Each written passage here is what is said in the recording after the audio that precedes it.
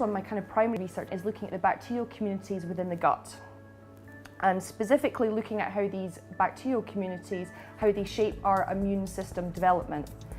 So these bacterial species are absolutely crucial for developing our immune response, and this all starts at birth. Because when we're in the womb, we're completely sterile, and it's only when babies are delivered that we actually begin to get this colonization of this bacterial community, and you start to get this really complex ecosystem. Now, this is a really interesting topic, but this is actually quite a new, exciting area to be working, because there's not that much work that's been done on it previously. We're only now beginning to be able to look into very specific details, because the tools and the technologies are now there for us to be able to work on this. So because this all starts during the early stages of life, so it basically starts at birth and then it kind of moves on from there, and it's particularly up till weaning, so that's basically after babies have had breast milk and they start to move on to solid food, your bacterial community changes quite dramatically at that particular point. So I'm going to focus on this first year of life, so I'm going to look at the bacterial communities within the babies. And this is based on some really interesting research that's relatively new, that's shown that antibiotic usage, and we all know that babies get this a lot because they get ill when they're younger, and this is partly because their immune system isn't developed very well.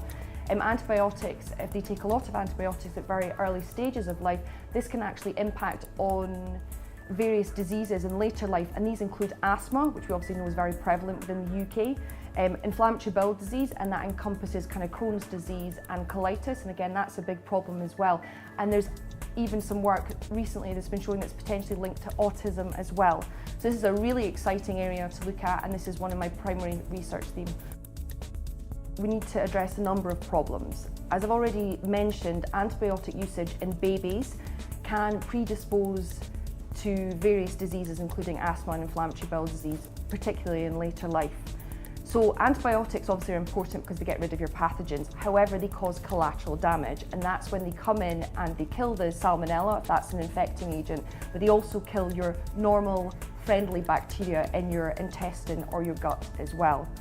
So if this is what happens, how can we restore our healthy ecosystem after we've been given antibiotics? So that's how we will look at these problems, and we're going to look for particular treatments. So we're going to try and find particular species, and people have heard of probiotics before. You've got your Danone, you've got your Yakult, but we need to look at a bigger range of species that are able to bring our ecosystems back up to a healthy state after we've had antibiotics. And if we bring this back to a healthy state, that should hopefully mean that we're more resistant to asthma, or we're more resistant to inflammatory bowel disease, or we're more resistant to enteric infections such as salmonella as well.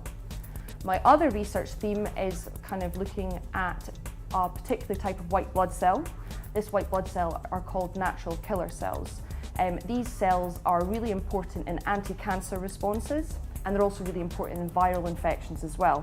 So this is what they're traditionally known for, but I'm beginning to look at them in a different context, in a different disease context, and that is looking at them in terms of enteric infections. So that's infections that cause disease within the gastrointestinal tract, so that's your intestine and your gut, and these are caused by various pathogens such as salmonella and E. coli.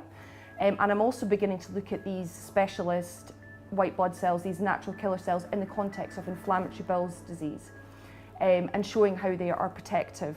And all of this research is looking at how they function and how they are protective either during infection or during chronic inflammation, which is what you get during inflammatory bowel disease. But specifically looking at inflammatory bowel disease, it's a very complex disease. So you basically need to have a number of genetic factors.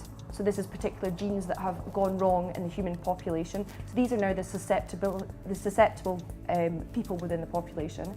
There's a number of other factors then on top of these genetic factors that cause disease. Because it's such a complex disease to study, treatments at the moment are fairly toxic and they're not very good. So you've got steroid treatment is a big one. It costs a lot of money, there's lots of side effects, and when that stops working, we've got major issues because these people need to come in for drastic surgery when you're having a large piece of their bowel being removed. So because we've started looking at particular white blood cells and how they're actually protective in this inflammatory condition, we can maybe begin to target this population as a therapy.